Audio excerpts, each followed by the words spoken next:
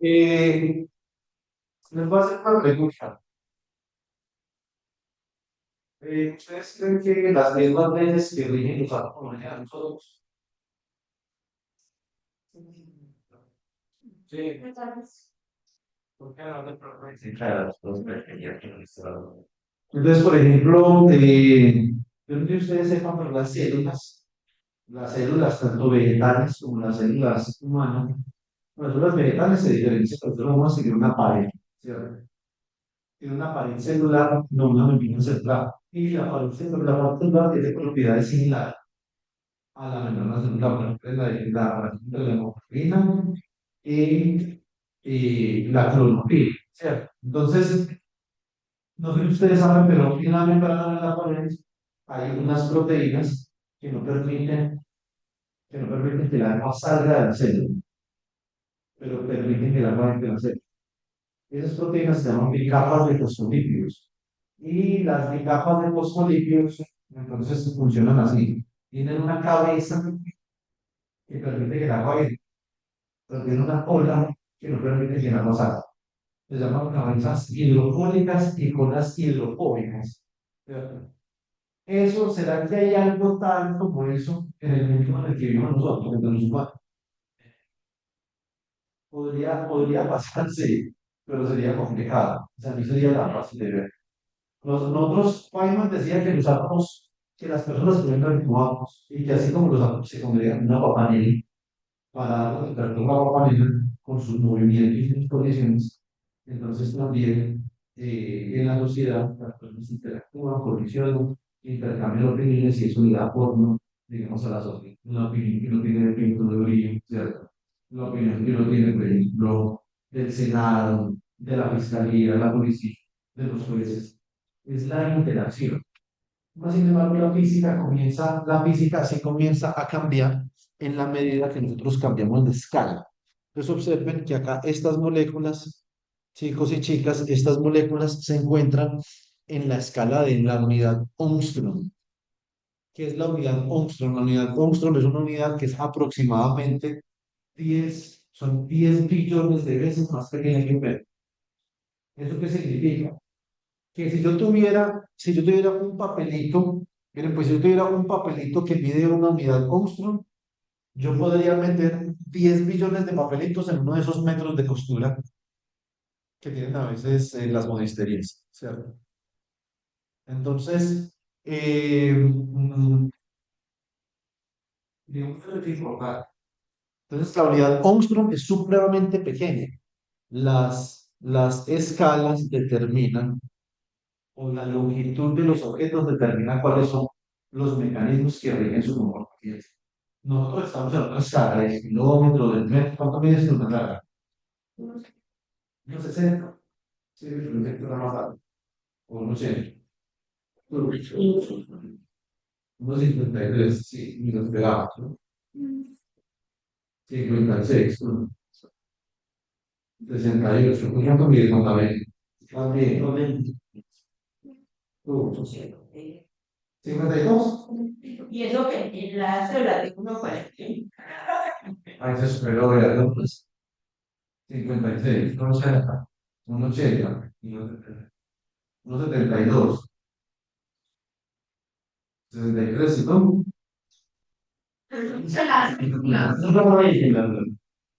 Venga para jugar. Nunca yo lo. Ah, mire, muy bien.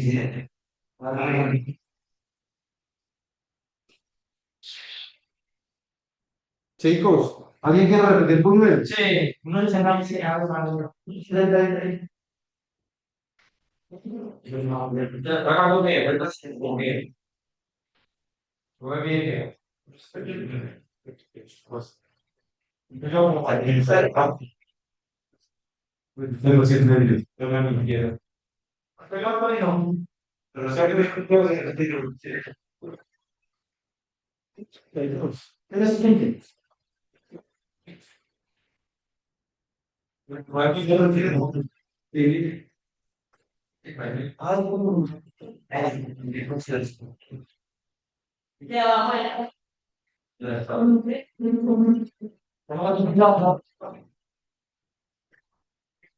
Bueno, entonces, a nosotros, a nosotros por definición no nos puede regir, a nosotros nos puede regir la misma lógica que rigen los átomos. Por ejemplo, los átomos tienen un radio que es una billonésima más pequeña que el metro, y nosotros somos del orden del metro. Y las distancias que nosotros recorremos en el día son máximo del orden del kilómetro, máximo, pues, ¿cierto? A no ser de que sea una persona bien juiciosa y diga, listo, yo me voy a trasladar unos entre 7 y 14 kilómetros. 7 de cada ¿cierto? Entonces ahí sí uno dice, oiga, vea, qué juicio de persona. Muy bien, la geometría, observen que nosotros no. Somos dos mundos diferentes que están determinados por el tamaño. Listo. Completamente diferentes. Observen, si digamos que en particular, en general, sí, colisiones e intercambian energía cuando colisionan. Y esa energía, cuando se pierde esa energía, se convierte en calor. Y ahí es de donde viene la temperatura de las colisiones entre átomos, principalmente, ¿cierto? Eso se llama la teoría cinética de los gases, que la vamos a ver dentro de 8 días, el domingo, cuando estemos ya hablando de termodinámica. Entonces, a ver, estos son moléculas diferentes. Tenemos el ácido clorhídrico, tenemos el agua, tenemos el amoníaco, que es una molécula de interés ambiental, ¿cierto? Tenemos el metano y tenemos el metanol. Observen que esas moléculas todas tienen propiedades diferentes, ¿cierto? A pesar de que, a pesar de que esto es metano, ¿cierto? Y esto es un metanol, ¿cierto? A pesar de eso, ustedes pueden observar que, aunque son muy parecidas, tienen propiedades diferentes porque su estructura cambia. Observen que acá esta distancia es de 3 unidades Armstrong y aquí esta distancia es de 1 unidad Armstrong. Se reorganizan los átomos, cambia la estructura y cambia las propiedades. Recuerden lo que vimos ayer. La estructura geométrica determina las propiedades. La tabla periódica es una organización que nos permite entender y clasificar los elementos, ¿cierto? Acá hay clasificaciones metálicas, acá hay otros tipos de metales, por ejemplo. El hierro, que es el centro metálico que está en la porfirina, que hace la hemoglobina, está cerca del manganeso, que es el centro metálico que hace la porfirina de la clorofila. Es decir, los dos metales que definen la clorofila y la hemoglobina a través de porfirinas estaban aquí, los dos están juntos, por ejemplo. Acá nosotros tenemos gases nobles, acá tenemos no metales, ¿cierto? Acá tenemos halógenos. Estos son otros tipos de metales que tienen, digamos, unas clasificaciones particulares, se llaman alcalinoides, o la sería antínida y lactánida, porque este es el lantánio y este es el actínide. La tabla periódica nos permite clasificar los elementos según las formas de las distribuciones de los electrones en cada uno. Entonces ahí la estructura también juega un papel importante. Esto tiene que ver con las formas, el electrón. Nosotros siempre hemos pensado en el electrón como si fuera como si fuera una bola, pero el electrón no es una bola. El electrón es más parecido como una nube, ¿cierto? Como las nubes, como cuando las nubes se van dispersando, así son los electrones. No son bolas, sino que son más bien como nubes. Representadas. Sí, exactamente, muy bien. Me encanta esa palabra. ¿Cierto? Bueno, entonces acá tenemos otros tipos de estructura que son muy importantes en biología, que me imagino que ustedes en algún momento, cuando vean bioquímica, entonces se encontrarán con esto. Esto es la citosina, la guanina, la tiamina y la adenina. Esas son bases nitrogenadas que conforman el ADN. ¿Qué es un gen? Un gen es la unidad más pequeña del ADN que contiene información para codificar el color del pelo, la estatura, ¿cierto? Para codificar el color de la piel, la información de nosotros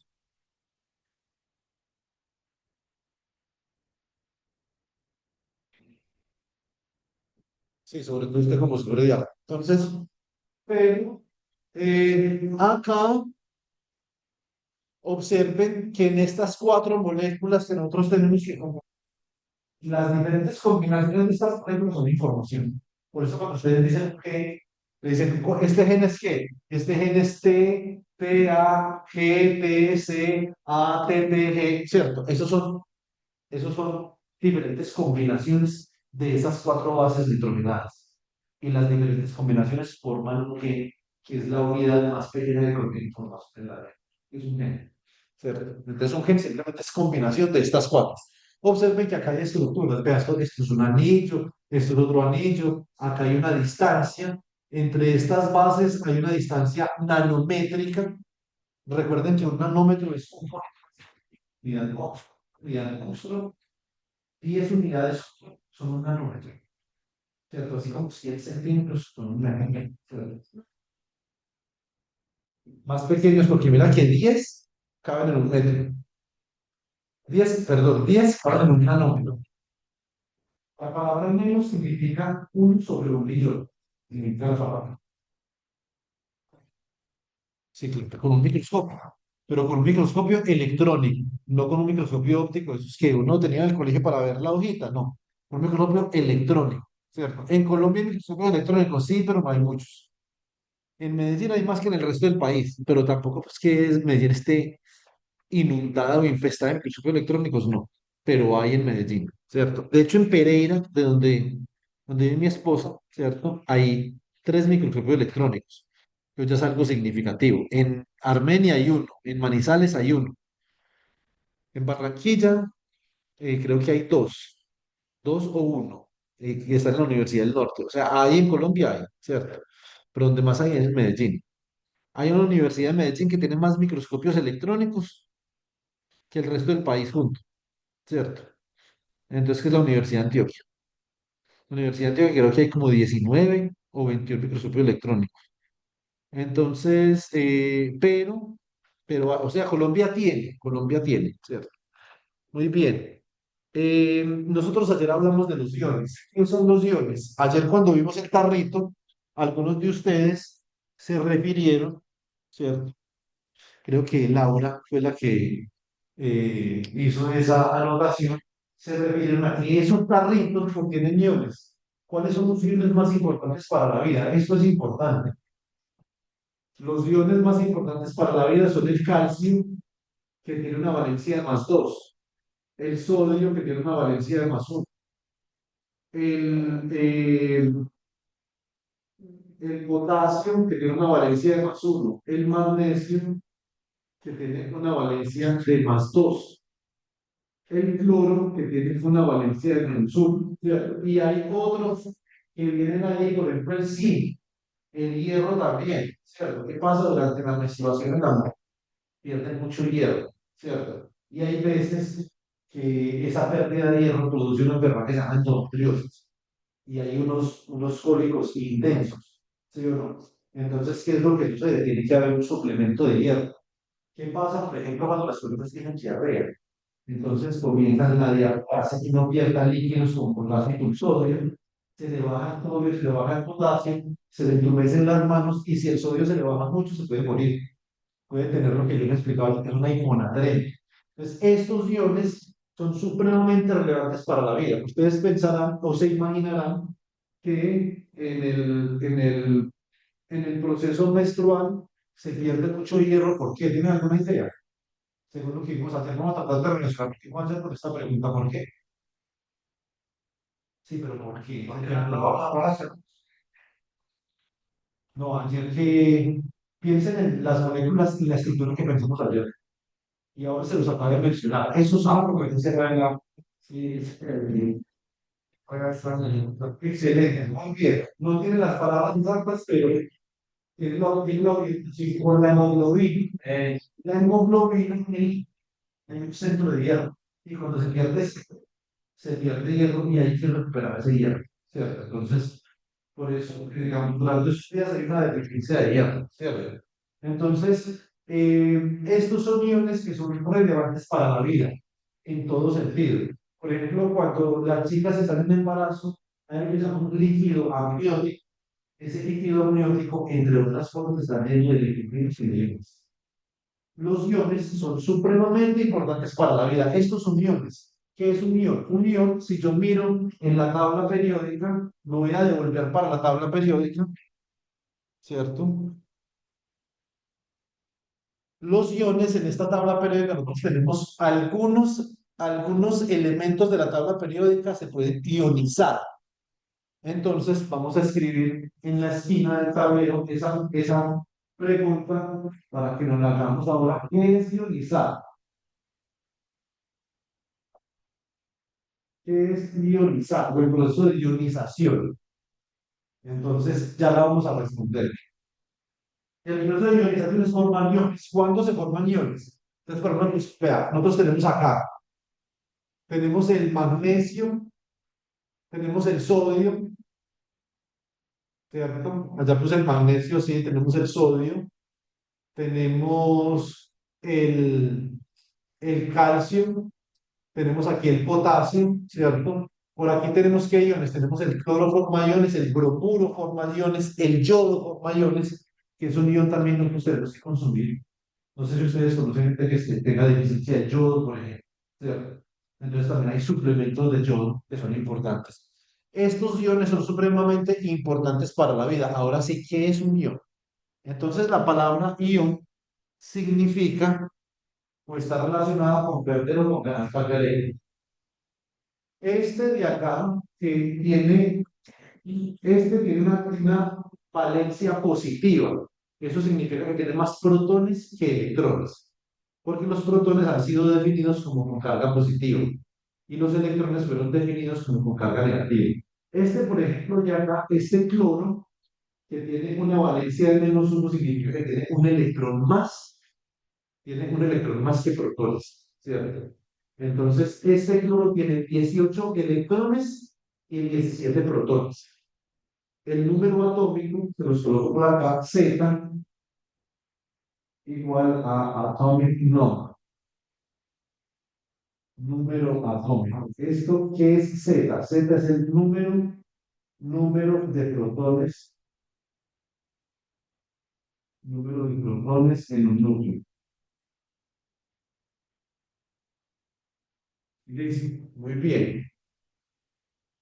Entonces, si el número atómico del cloro es Z igual a 17, que tiene una valencia de -1, significa que tiene un electrón más que protones, ¿cierto? Entonces son 17 protones, tiene 18 electrones, para que su valencia sea negativa.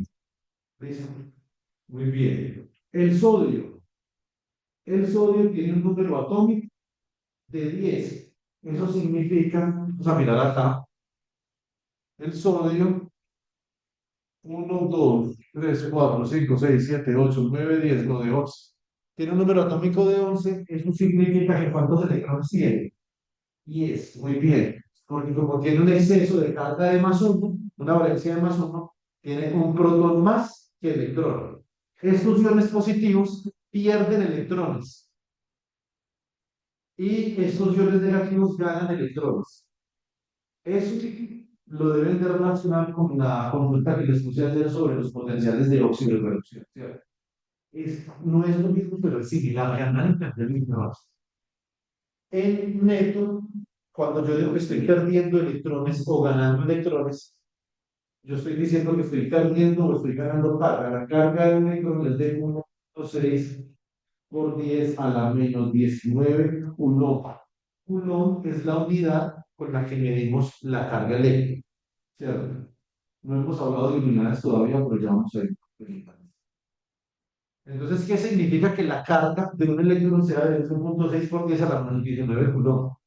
Significa que es, exactamente, significa que eso es de acá, como es -19, si yo tengo 1 por 10 a la -7, esto sería un 0,1, 2, 3, 4, 5, 6, 7, 1.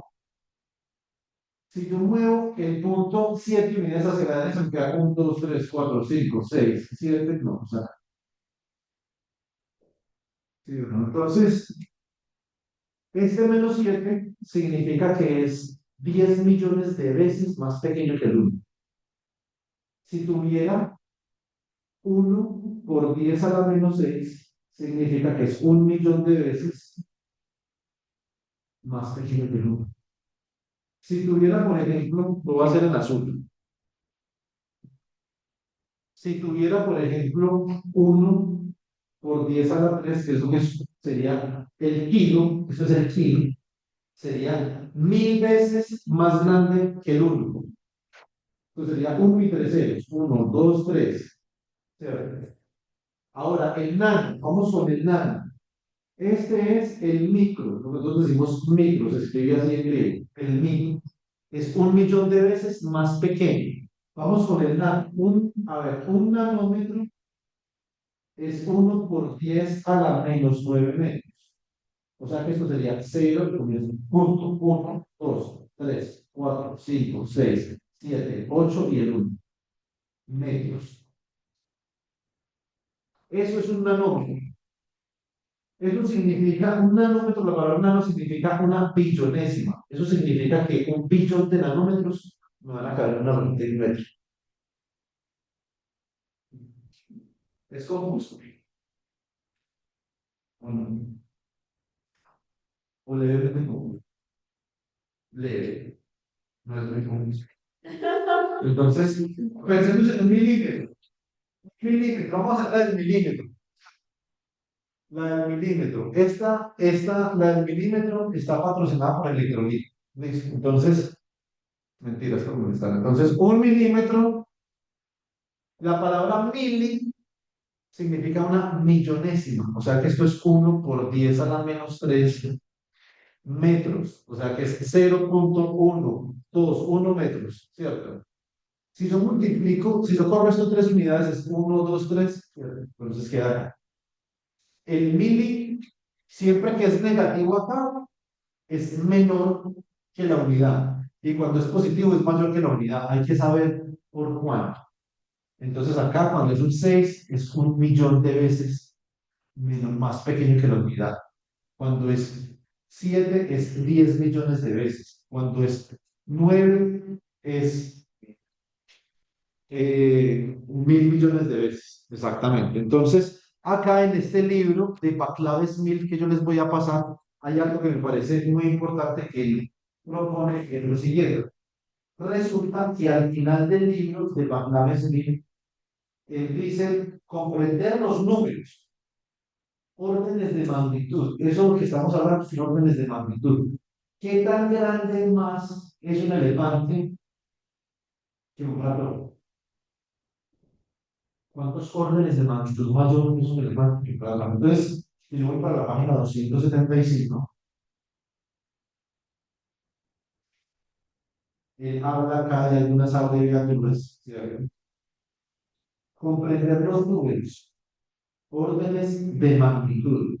Esto es una lectura supremamente interesante, ¿cierto? Lo que pasa es que, como este libro trata es de los aspectos más macro de la sociedad, entonces va a hablar sobre el kilómetro, sobre órdenes mayores que la unidad. Y nosotros, como estamos hablando de física en ciencias agronómicas, nos toca hablar mucho de los números que son menores que la unidad. Los átomos, las moléculas. Entonces, 1 milímetro. Si yo tengo un metro, una regla de metro, ¿cuántos milímetros puedo yo hacer caber en esa regla de metro? ¿Cuántos? Mil. ¿Quién dijo mil? Muy bien. Mil. ¿Dijo millón? No. Mil. Para que sea un millón sería un micro. Los órdenes de magnitud son importantes. Ahora, volvemos al tema de los iones. Entonces, la carga, observen que la carga del electrón es horriblemente más pequeña que la unidad. Lo que pasa es que para que nosotros encontremos chicos o chicas una carga de 1 coulomb en la vida real es muy duro. Realmente, por ejemplo, a ver, eso es este valor. Nosotros casi siempre nos vamos, es que me mire y me escuche.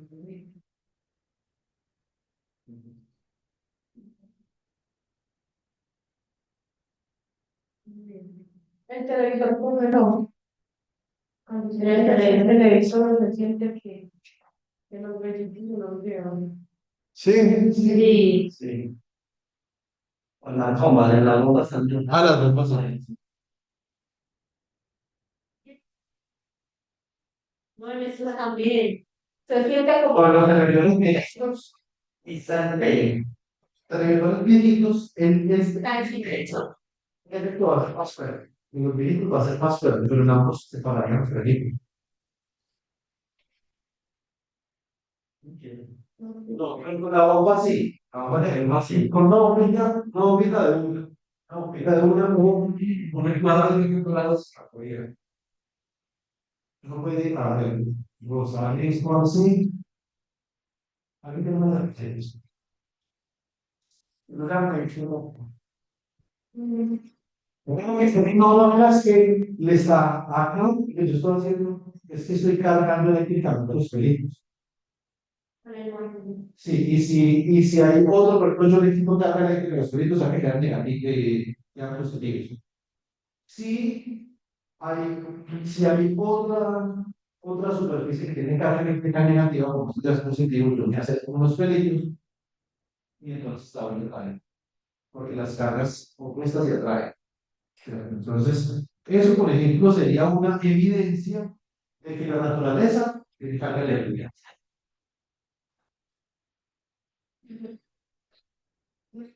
No sé dónde la vas a ver. Entonces, me vamos.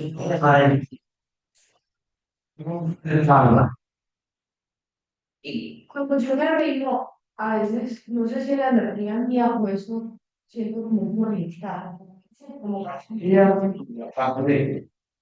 Entonces, eso le está pasando a una eléctrica. Así como la naranja le está pasando carga eléctrica, porque va a ser. Entonces, tenemos eso, que la parte de la naranja tiene un tejido. En los tejidos acá y en el lado hay electrolitos, ¿sí o no? Usted aquí en este tejido también tiene electrolitos. Entonces, si usted, por ejemplo, hay veces que uno abre una chapa, uno abre una puerta y siente como si se derribara. Sí, me pasa a mí, entonces, uy, no, sí, sí, no, y se puede hacer eso. Y también, se va a montar eso me pasó mucho a mí con mi esposo. Cuando recién estábamos casados, pues nos pusiéramos por la no. Que me van a nada, pasaba muchísimo. Yo después descubrí que mi esposa tiene una dificultad también, es que la piel de mi esposa es bastante delgada. Entonces, como es más delgada, tiene menos resistencia, entonces una resistencia galvánica de la piel. Está, por ejemplo, no, no, es otra cosa, eso tiene que ver con la proteína que yo les expliqué ayer, que es la melanina. ¿Sí o no? Entonces, también nosotros tenemos alta melanina, pero usted tiene las pruebas de melanina, ¿cierto? Entonces, usted también tiene la melanina, que no. Entonces, ¿eso qué es? Es una evidencia de que nosotros tenemos que carga eléctrica. Y también nosotros allá descubrimos una evidencia de que la naranja recoge carga y la carga eléctrica en la naturaleza como se manifiesta. En lo vivo se manifiesta a través de los iones. Ahora, ese borrador, vamos ahora hacia el punto, ese borrador, pues yo estaba tratando de cargar el borrador, ese borrador siempre tendría más o menos una carga del orden de 10 a la menos 6 coulombs, más o menos. Los objetos grandes, por ejemplo, si ustedes calculan cuánta carga eléctrica tiene un granito así de sal, ese granito de sal tendría más o menos 10 a la menos 6 coulomb. ¿Esto cuánto es? Esto sería un microcoulomb, según eso. ¿Cierto? Un microcoulomb. Muy bien. ¿Cuántos electrones le caben a un granito de sal? ¿Cuántas cargas con magnitud electrónica le caben a este granito de sal? Eso es fácil de saber. Dicen pues. Yo voy a coger y voy a dividir un microculón dividido 10 a la menos 19. Esto es 1 por 10 a la menos 6 culón. Esto también es culón. El culón con el culón se cancela. Dividido 10 a la menos 19. Esto por propiedad yo puedo subir este 10 a multiplicar, pero le cambio el signo. Está dividiendo como menos 19, subió a multiplicar como 19. O sea que esto queda 1 por 10 a la menos 6 por 10 a la más 19. Ahora, ¿qué hago? Como los dos están multiplicando, simplemente sumo este y este. O sea que esto queda 1 por 10 a la 19 menos 6. ¿Cierto? Tengo que sumar este y este.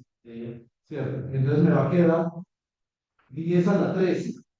Eso significa que, eso significa que un granito de sal tiene aproximadamente 10 trillones de electrones. ¿Sí o no? Entonces, ¿qué tan pequeña es esta carga? ¿Será que es muy pequeña? No. Realmente la carga característica de los objetos del televisor, lo que nos traspasan a nosotros, es del orden de los microculón. Si a ustedes les traspasaron una carga de los miliculón, estarían cerca del nivel de electrofusión. Uno se electrocuta más o menos con 10 miliculón aproximadamente. Pero obviamente 10 miliculón dividido en el intervalo de tiempo que se tarda esa carga para llegar a uno y para transferir. Eso es lo que es corriente eléctrica. La corriente eléctrica es que tanta carga se transfiere dividido el tiempo que tarda en transferirse. Si es un tiempo muy largo, entonces es muy poquita corriente. Si es un tiempo muy corto, es mucha corriente. Ustedes son 3, 5, 8, 10, 12, ¿cierto? Falta uno. Y sí, el significado. Entonces, por ejemplo, ¿qué tanto flujo de personas puede haber por esta puerta? ¿Va a haber mucho flujo o poco flujo? Pues son doce personas. Pero si ustedes cogen y salen de aquí en pura verdad, ¿cierto? Como cuando Johan trajo la cerveza, eso es un flujo muy alto porque son 12 especies saliendo por esa puerta en un segundo. Pues si ustedes salieran por esa puerta en una hora, sería menos flujo. Es por unidad de tiempo que se calcula. Ahora vamos a ver esto. Muy bien. Ahora sí. Entonces, sí, esto es importante. Los iones, ¿qué son iones? Tomemos nota. Son átomos con carga eléctrica. Esos son iones. Son átomos con carga eléctrica. Listo. El equilibrio iónico es de importancia capital para la funcionalidad fisiológica, tanto en plantas, eso aplica a plantas como humanos. Nosotros necesitamos tener un equilibrio de iones. Por eso, sí, como los que tengo ahí, calcio con un exceso de 2 protones, sodio con un exceso de un protón, potasio con un exceso de un protón, magnesio con un exceso de 2 protones, cloro con un exceso de un electrón, hierro con un exceso de 2 protones. Esos son iones grandes para la vida. Usted es un naturalista. Hay un suplemento electrolítico y hay que tener todo eso. Era lo que decías en el tabaco. Escuchaba el tabaco. El zinc puede tener un exceso de más 2, dependiendo de la. Recuerden que los iones tienen diferentes naturalezas isotópicas. Entonces, un zinc más 1, así como hay hierro más 2, también hay hierro más 3. Hay diferentes formas de hierro, de zinc. El zinc también es un forma de iones de interés biológico. Lo que pasa es que para lo que nosotros discutimos, ahora sobre el de agua. Entonces, el calcio ya lo discutimos. Nosotros vemos, llega radiación electromagnética a nuestros ojos y esa radiación electromagnética se convierte en calcio. Y la imagen cuando nosotros la formamos es con calcio. Corrientes eléctricas de calcio en nuestro cerebro nos ayudan a formar la imagen de calcio. ¿Sí o no? Entonces, o si el calcio threshold. Iones relevantes, acá tenemos algunos. Acá me equivoco porque estos son más. Sodio, magnesio, calcio, cloro. Ahora, resulta que todos nosotros como necesitamos somos voltaje. Si nosotros queremos hacer la actividad celular, necesitamos un voltaje. Esto de acá, esto es voltaje. Ya sé que necesitamos voltaje posiblemente en el antebrazo y en el tríceps. Para poder que ellos se tensionen, tiene que haber una corriente. Ustedes cogen, ¿cómo descubrió esto Galván? Más o menos fácil. Cogió con un espátula en el laboratorio y tocó una anca de rana que estaba muerta. Y la anca de rana inmediatamente hizo así. Ya muerta, estaba desprendida del sapo. ¿Cierto? Entonces, este era eso que fue sapo. Entonces, resulta que Galván descubrió que los músculos, la cavidad muscular, tiene algo que conduce electricidad. Y por eso él pensó que nosotros éramos baterías. Esto es una batería. Pues sí, batería. Ah, ah, es una batería. Mira, mira, me jugaron con-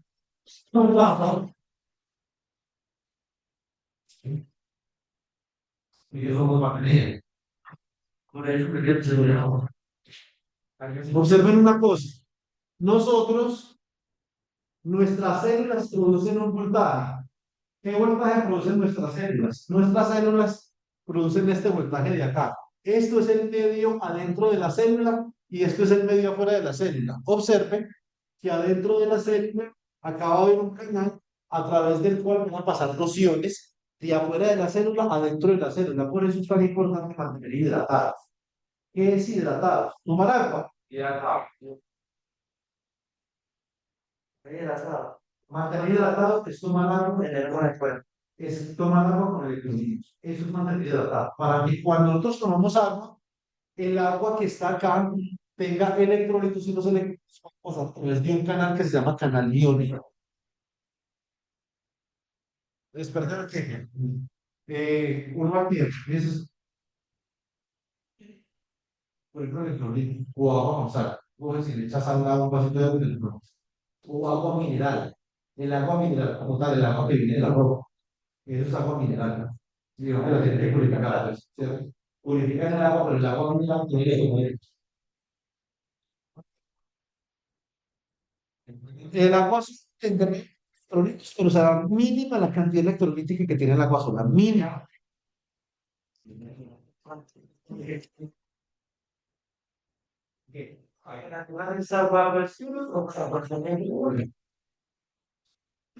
El agua natural sí, es agua mineral. El agua mineral está llena de electrolitos. El agua mineral está pero estás en bien, entonces hay que purificar. Hay que purificar el agua sin, ojo, hay que purificar el agua, hay que purificar el agua sin que se extraigan los electrolitos. Entonces, no, no sabía. Potabilización. O sea, sería potabilizar el agua. Ahora, si yo tengo, observen acá, la letra O significa afuera, la letra I significa dentro. Esta P significa la permeabilidad. Esto es la permeabilidad del sodio, la permeabilidad del potasio, la permeabilidad del cloro. Significa la letra P. ¿Qué tanto deja pasar este canal? Es lo que es la permeabilidad, ¿cierto? Esta clase es 100% permeable a estudiantes matriculados en. Eso significa que todos los estudiantes matriculados en TDA pueden tomar por esa parte. Si no es del TDA, entonces ya tiene que ir a dependería de la voluntad. Y yo digo, no, ¿cierto? Entonces, eso es lo que es la permeabilidad del canal. Hay canales que tienen más permeabilidad que otros. Van a haber unos canales que dejan pasar el potasio, otros que dejan pasar el sodio, otros que dejan pasar el cloro, pero no siempre al mismo tiempo. ¿Cierto? Cuando la necesidad. No tengo la necesidad de tiempo, sino de acuerdo a la presión de los receptores. ¿Cierto? Tienes unos receptores de glutamato y tienes unos receptores activados de glutamato. Entonces depende del voltaje. Ayer nosotros teníamos los electrodos en la naranja, ¿cierto?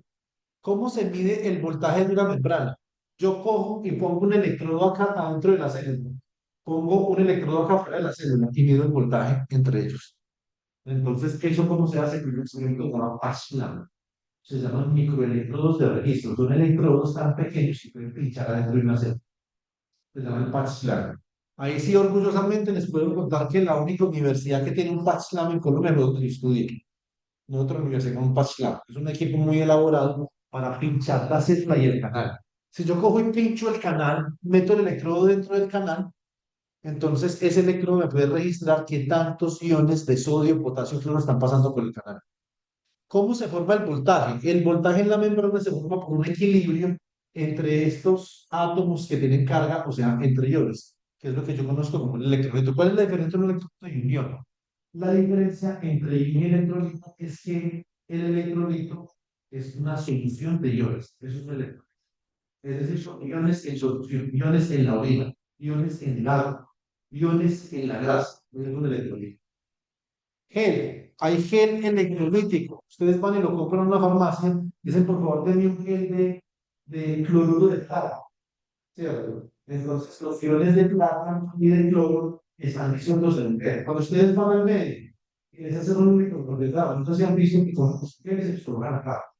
Son gel de plata, cloruro de plata, para que los iones que ustedes tengan acá puedan pasar cuando ustedes van respirando hacia el electrocardiograma, que es lo que hicimos ayer con la naranja. Literalmente, nosotros lo que hicimos ayer con la naranja es algo parecido a un electrocardiograma, pero una naranja. Le estamos extrayendo información eléctrica a la naranja. Y con esa información eléctrica encendimos un bombillo y un reloj. ¿Cierto?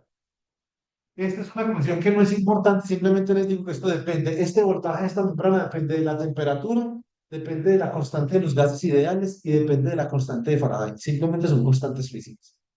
Y se le saca un logaritmo a las concentraciones. Si el ion es positivo, acá arriba van las concentraciones por fuera de la célula. Si el ion es negativo, aquí van las concentraciones en el interior de la célula, dividido las concentraciones en el interior de la célula y esta concentración en el exterior de la célula. Eso significa que el voltaje se puede calcular calculando un logaritmo y dividiendo concentraciones. Eso es todo lo que hay que saber, ¿cierto? Es más importante el concepto. ¿Cómo se produce el voltaje?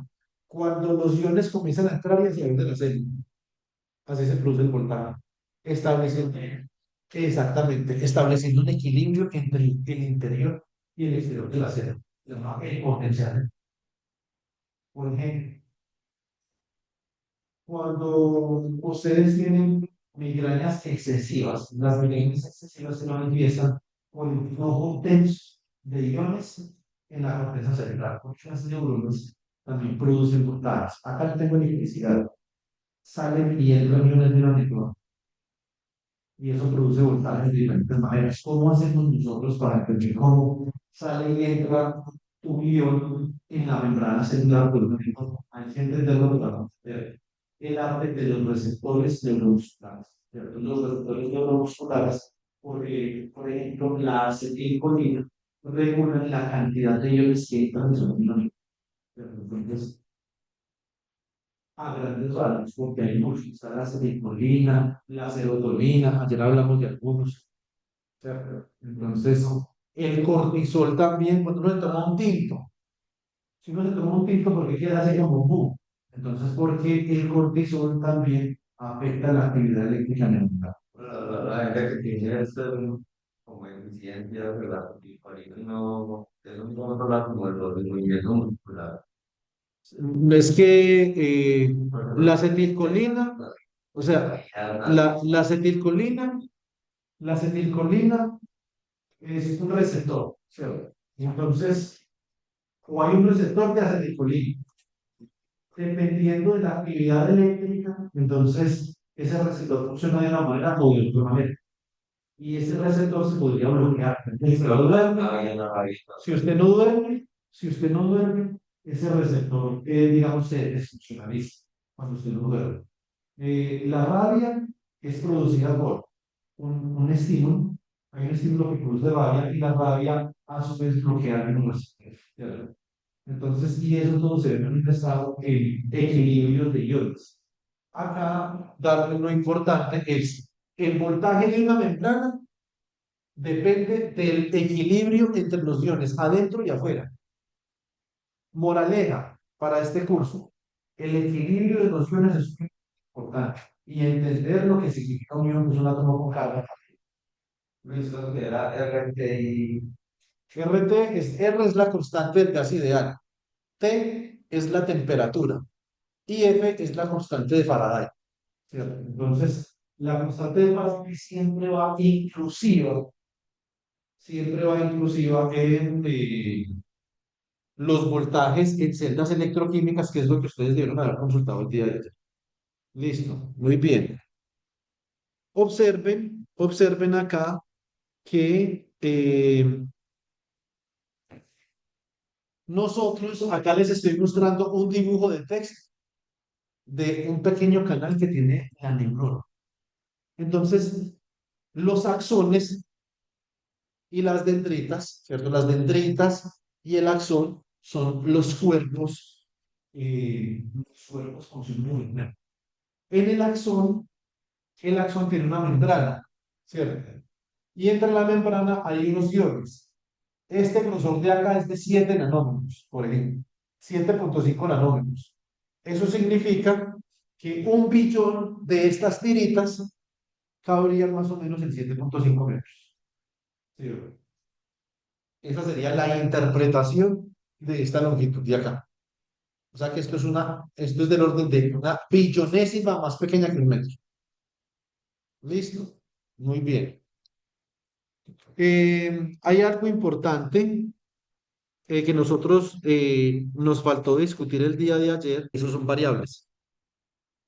Muy bien, entonces acá, una variable importante. Observen que nosotros vemos a este individuo que está alando unos bloques. Un bloque de 6 kilogramos y uno de 4 kilogramos. Yo peso 88 kilogramos, por ejemplo. ¿Cierto? 65, estamos David, 79. 79. Entonces yo, por ejemplo, peso 10 kilogramos, bueno, 9 kilogramos más que Samuel, ¿cierto? Y peso 24 kilogramos más que este joven Juan David. ¿Cuánto pesas tú? 52. 52. Ven, más que tú también. 28. Bueno,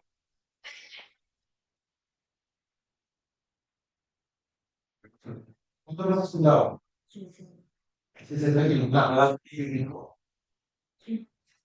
59. Entonces, es importante. Ahora, por ejemplo, hay una medida que dice que para saber si uno está pesado o no, es peso dividido estatura al cuadrado. Yo hice ese experimento alguna vez con unos estudiantes míos.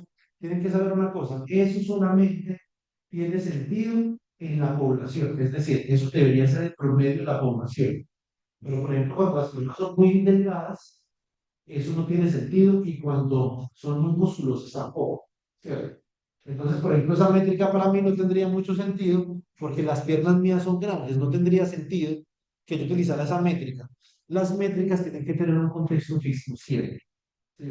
Siempre tienen contexto físico, pero es importante yo poder medirlo en términos de unidades. Saber, por ejemplo, qué tan grandes son 100 kilogramos, qué tan grandes son 50 kilogramos, qué tan pequeño. Tiene que haber una comparación con escalas características. Entonces, un aguacate, ustedes le miden las dimensiones a un aguacate, eso se hace en la vida, ustedes miden las dimensiones del aguacate y ustedes dicen, ¿cierto? Entonces, ¿qué tan grande es el aguacate?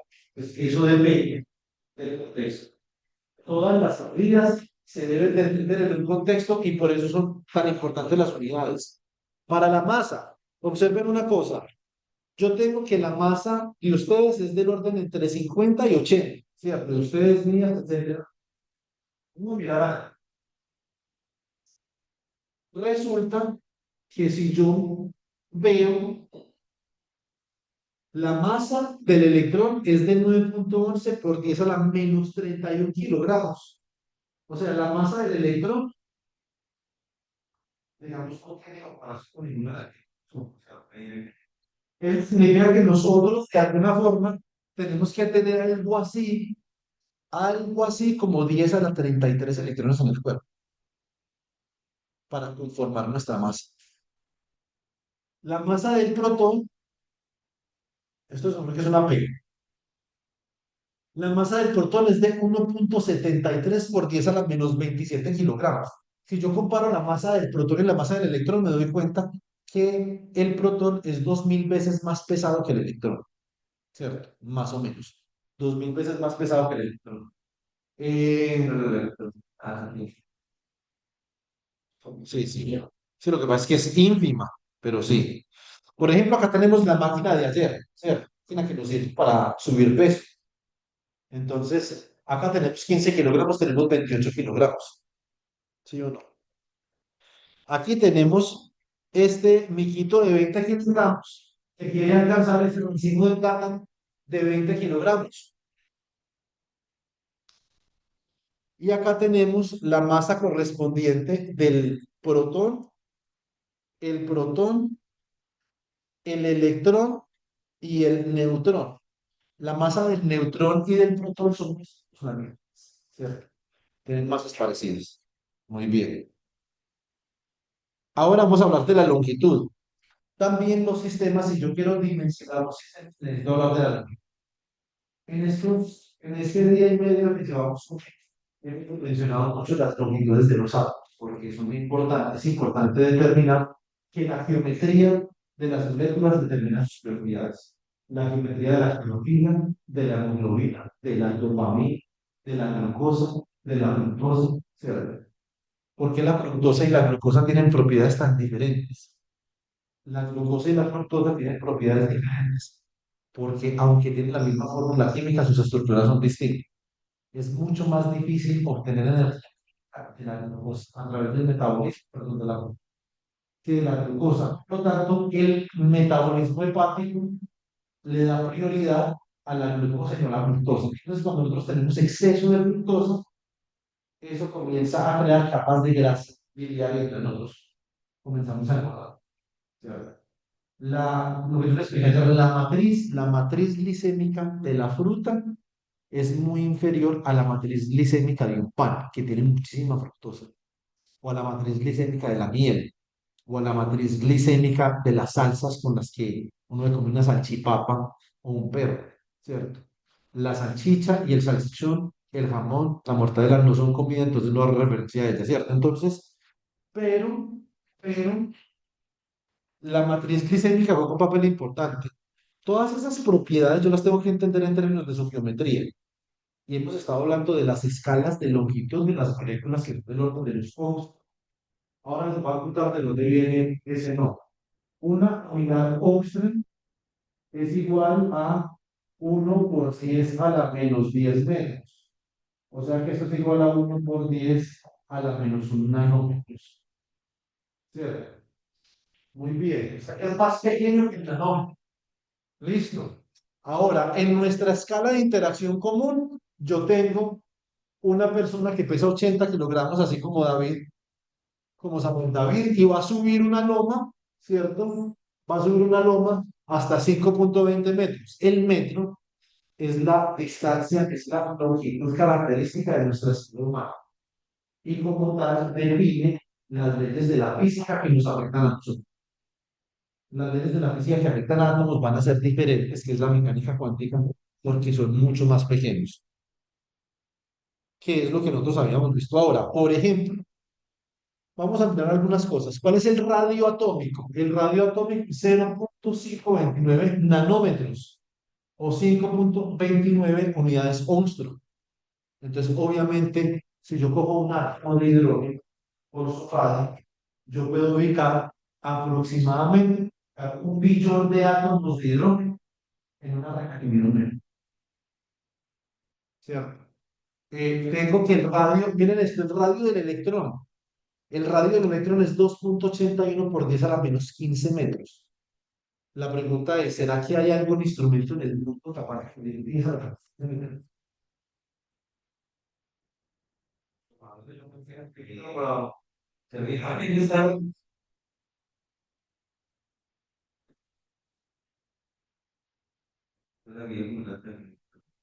Sí, pero la célula, una célula es muchísimo más grande que una Porque es que las células están llenas, las células del orden micrométrico. Vea que usted puede ver una célula en el microscopio de esos que hay en el colegio. ¿Cierto?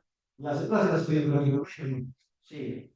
Entonces usted coge un pedacito de piel, un pedacito de sangre, puede ver células, un pedacito de hoja, puede ver células, las células puede ver, porque son de la escala picométrica. Entonces, en los átomos, las moléculas son de la escala de los Ångström o de los nanómetros. Y los electrones, ya un electrón para usted no es realmente un electrón, ya está en ese pero muy bien. Sí, muy bien.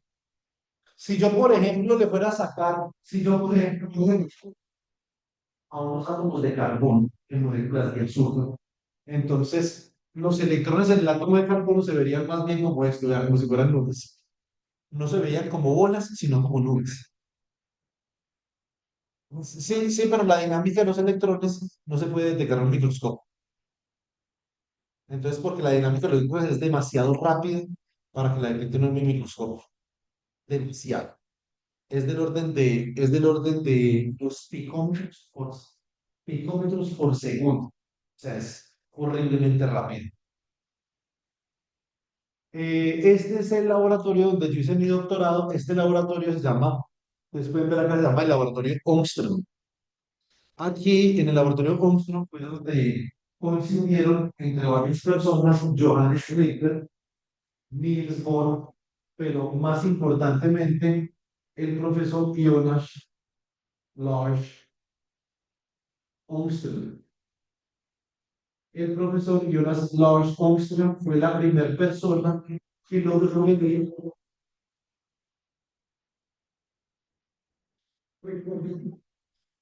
fue la primera persona que logró medir distancias nanométricas y demostró que la distancia entre los átomos era de este orden, era del orden de 1 por 10⁻⁻10 metros. Tiempo después se bautiza, en honor a él, se bautiza esta como la unidad Armstrong, que es la unidad característica para medir distancias entre átomos. Y en 1982, después de que la Universidad usara el premio Nobel, de física, entonces se crea el laboratorio Ångström de la Universidad de Uppsala. En este laboratorio, entre otras cosas, se estudia mucho la escala cuántica, la escala nanométrica, la molecular, la atómica, la química. Entonces, aquí fue donde yo realicé mis estudios de doctorado y ustedes pueden ver los instrumentos originales con los que Ångström logró determinar la distancia entre los átomos de oxígeno y los átomos de hidrógeno en la molécula de agua. Entonces, por eso se llama la unidad Ångström. Vamos a hablar de carga eléctrica. Como les había yo contado, la carga eléctrica en los electrones es pequeña. Uno, o es 1 por 10⁻⁻19, es muy pequeña. Pero típicamente los objetos grandes como monedas, borradores, como granitos de sal, tienen cargas del orden de los microcoulomb. 5 microcoulomb, -5 microcoulomb, -10 microcoulomb. Y las distancias características, cuando la carga es del orden de los microcoulomb, la distancia entre esos objetos es del orden de los centímetros, ¿cierto? Entonces, esa es la distancia característica.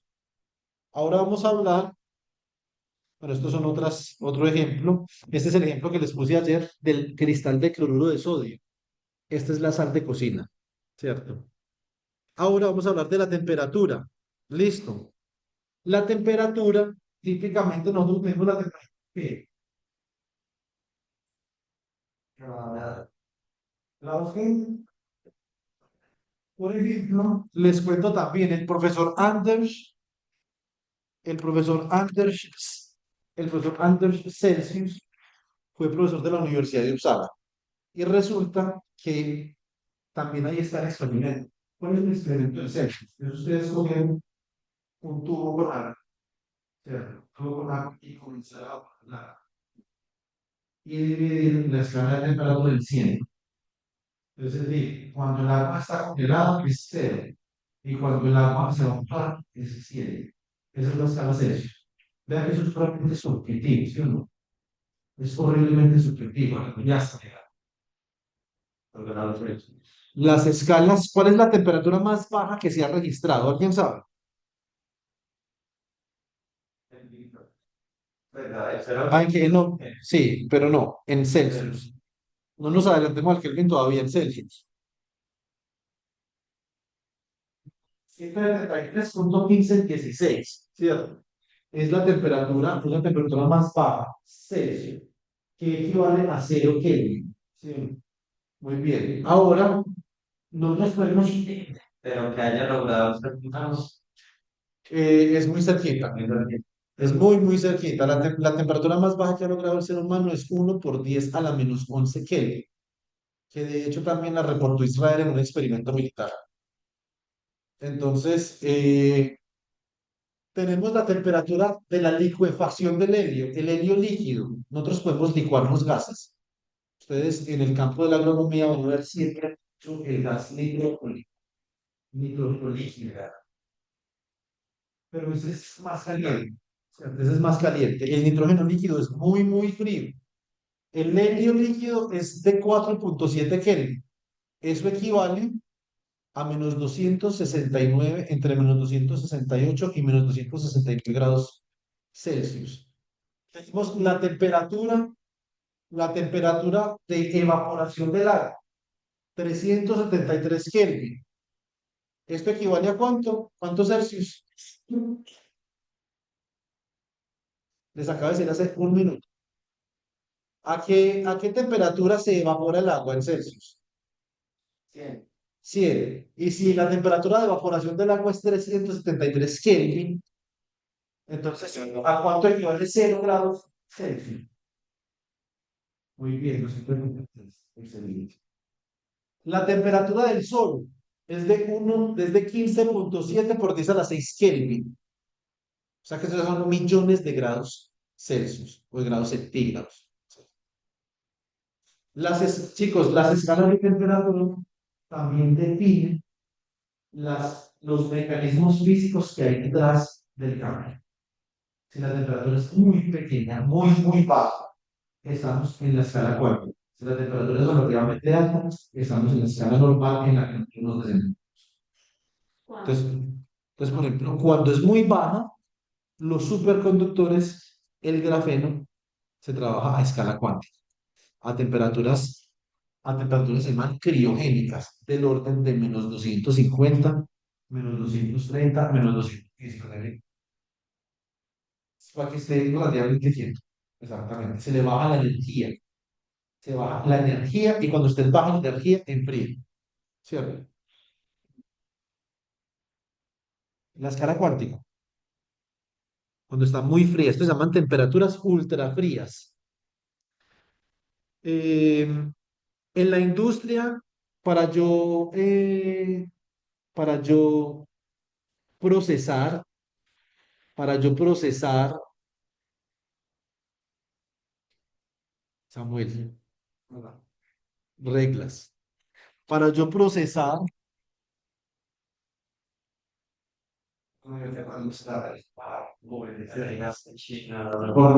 porque el artículo 1 dice prima, crítica, el bien común.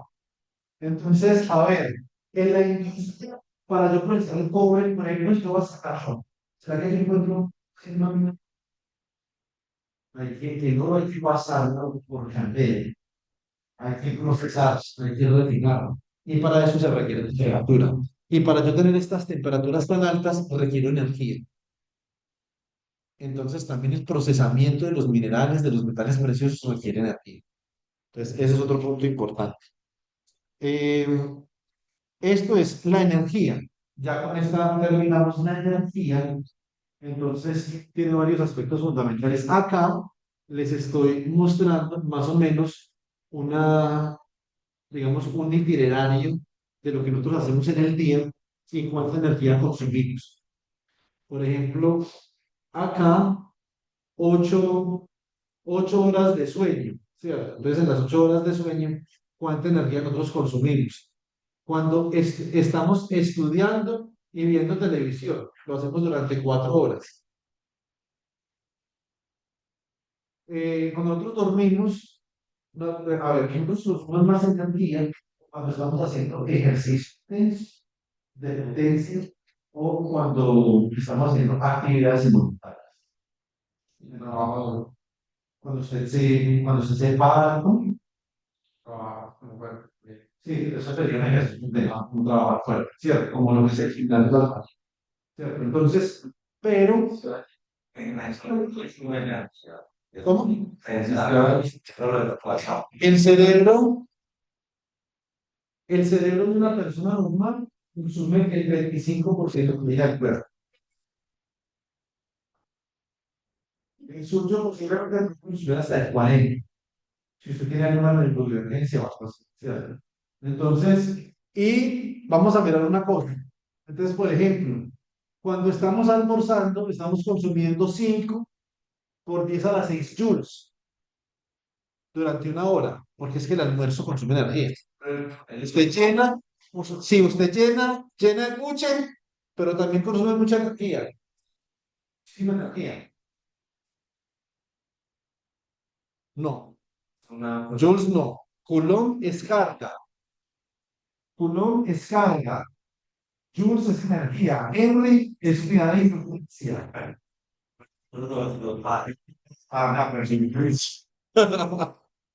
Entonces, ¿cómo? Los vatios son unidades de potencia. Entonces, pues, la otra son hablamos de vatios, de maquinaria. Porque el crucero tiene unos ritmos. Tiene un ritmo alfa, beta, delta, gamma, beta. Entonces, si usted entra en sueño profundo, por lo menos está en el cuarto ritmo, está en un ritmo teta o delta. Entonces, si usted no está descansando, entonces no está reconociendo, cuando usted descansa, el cerebro produce una sola cosa, se le permite restaurar. Una enfermedad, por cierto. No, se llama es que apnea, ¿ok? Apnea. No, es que se produce por la incapacidad que tiene el cerebro para llegar al sueño. Realmente la apnea, y nunca principal causa de la apnea es el peso. Las personas que son muy, muy gorditas, se peculiar más respirar bien. O sea, la apnea es por el peso, pero generalmente es por la falta de suministro al cerebro. Y no solamente, y no necesariamente empieza con el peso. Hay otros factores. Yo cuando tenía mi hermano, sí, pero yo te vas a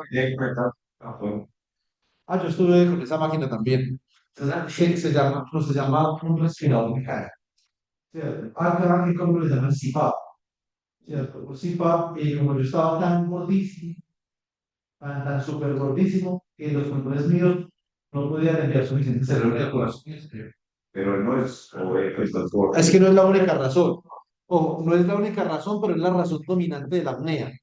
Recuerden lo que escribimos ayer en el tablero. Reacción química de esto. ¿Cuál era? 6 moles de CO2. 6 moles de CO2 más 6 moles de H2O en presencia de energía producen 6 moles de O2 más, 6, más un mol de glucosa. C6H12O6. ¿Listo? Entonces, eh, yo necesito, miren, pues, las plantas producen glucosa en presencia de energía solar, las plantas.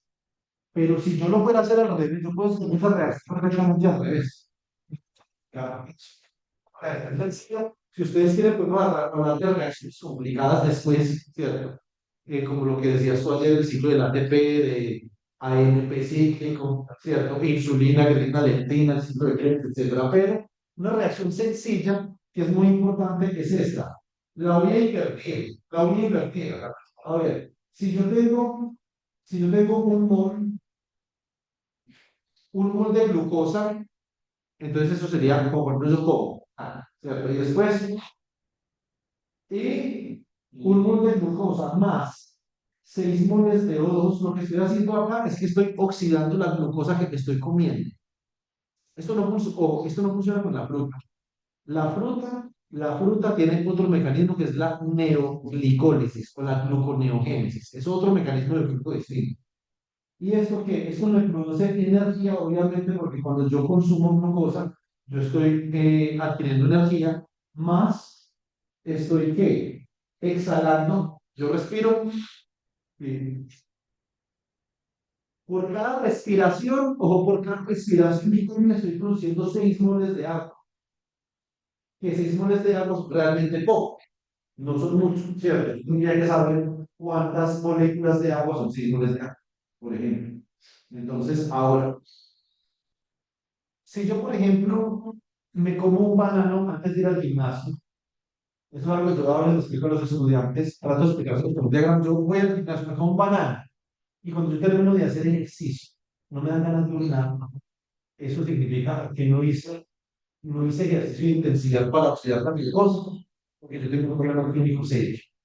Siempre que uno oxida la glucosa, tiene que me hagan el ejercicio, absolutamente siempre.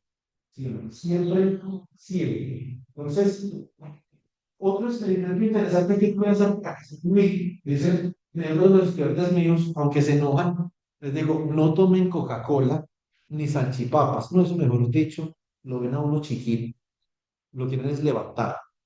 Entonces yo les digo, listo, cojan ustedes una botella de Coca-Cola y le ponen un electrodo. Y ponen el electrodo dentro de la naranja, vean la sección de bombillo. Si se les prende el bombillo, vea, cierro el piso. Ustedes me tienen que demostrar, como vimos ayer, empíricamente hay alguna evidencia que la condenada Coca-Cola tenga energía. No, es que lo hago acostado.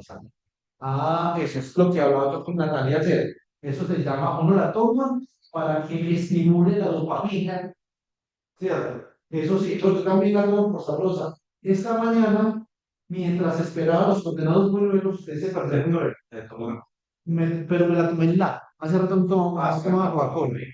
Entonces cogí esta primera lata de Coca-Cola y me la tomé, ¿cierto? Entonces, un error. Estaba muy temprano, pero estaba muy levanté, me hice 171 flexiones de pecho. Yo dije, listo, me merezco la bolita, ¿cierto? Entonces, en San Carlos, trabajo, y a María hermana, pues bueno, 179 flexiones y una Coca-Cola chiquitita. Entonces, y a ver, entonces ahora pensemos, por ejemplo, hay diferentes unidades, hay diferentes unidades para expresar la energía. Yo puedo expresar la energía, por ejemplo, la glucosa, como ustedes pueden ver acá, tiene 686 kilocalorías de energía, lo que equivale a 2,87 por 10 a la 6 joules. O sea que yo puedo convertir entre joules y kilocalorías. Las, ¿cómo? Un segundo, un segundo, chicos, porque hoy vamos hasta la 1. ¿Cierto? Y vea que comencé a las, ojo, comencé a las 8, que la norma dice que a las 7:30. Entonces ya nos vamos a parar. Pero si nosotros nos paramos ya, interrumpimos este proceso, eso tampoco es tan positivo. Listo. Y todavía falta para el receso, las a las 11. Falta algo muy importante, que es la presentación de la primera actividad del aula y después el examen. Entonces, pero primero la actividad de aula. Listo. Entonces, que vale el 15%, ahí ya está en el campus. Ya se las digité y ahora firmamos la concertación que hicimos ayer. Necesito un representante chica y un chico. ¿Quién quiere ser el chico representante? Bueno, chica. ¿Quién es la chica que quiere representar? Necesitamos dos representantes para firmar. No, no, no. ¿Sí? Quiere. Y la chica, está bien.